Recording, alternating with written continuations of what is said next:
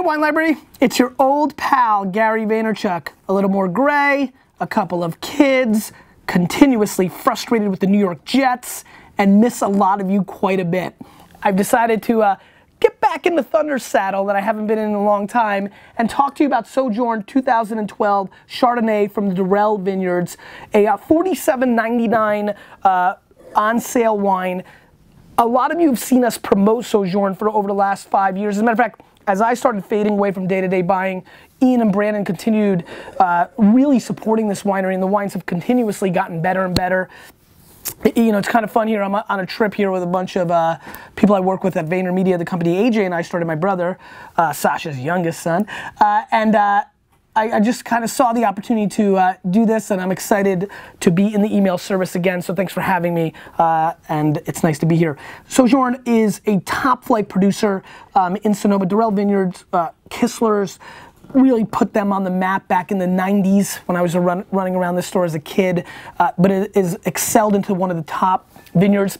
As you haven't heard from me as much over the last 2 or 3 years, I've continuously tripled down on white Burgundy, and when you see a California producer who's using 40% new oak, and one of the big trends since I've been out of the action here that has happened is that the California Chardonnays have toned down the oak monster, as we used to call it on the Thunder show. On the Sniffy Sniff here, there's amazingly interesting lemongrass apple. There's a hint of pineapple juice that I like quite a bit. A hint of acidity that's coming through in the nose, that's coming across as like lemon squeeze. Let's give it a whirl.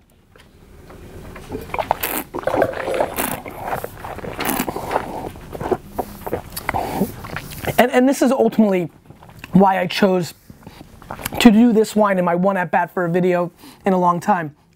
Most of you are not thinking about white wine this time of year. It's cold outside and we're going into the reds. Most of you are in a place where you think you're too cool for Chardonnay, and that's with no disrespect, but obviously Chardonnay had its big run in the late 80s, early 90s, and came out of fashion. But kind of the modern Chardonnay that I think we're going into as we go into 2015 through 2020 in California, I think this specific Chardonnay really shows the course and the attack. And I also know that a lot of you are going to entertain or going to places for New Year's and playoff football parties that not the Jets or the Giants will be involved with, so sorry for the locals. But as an opening wine or to a fine meal that so many of you will have over the course of the end of the year, maybe you can tell, I hope you can, I've been on a little bit of a diet here.